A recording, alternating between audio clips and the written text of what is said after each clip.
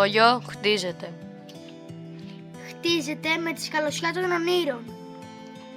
Με τα τούβλα της υπομονής. Και με τον ασβέστη της αγάπης.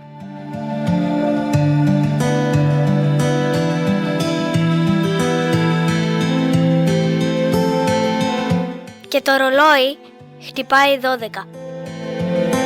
Τότε έρχονται οι μαστόροι. Με ένα καλάθι φως στον ώμο.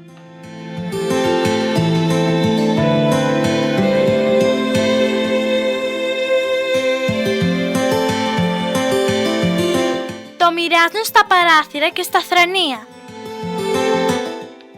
Οι μαθητές τραβούν τα μολύβια τους από τα δέντρα Και στρώνουν τα βιβλία τους σαν προσευχή.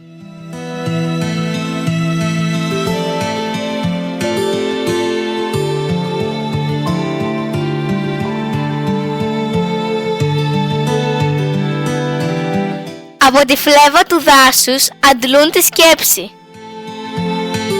Και με τις φωνές τους γεμίζουν τον χάρτη. Σιγά σιγά τα πράγματα ξεκαθαρίζουν. Ο κύκλος μεγαλώνει. Οι μύτες των πενών αγγίζουν τα σύννεφα.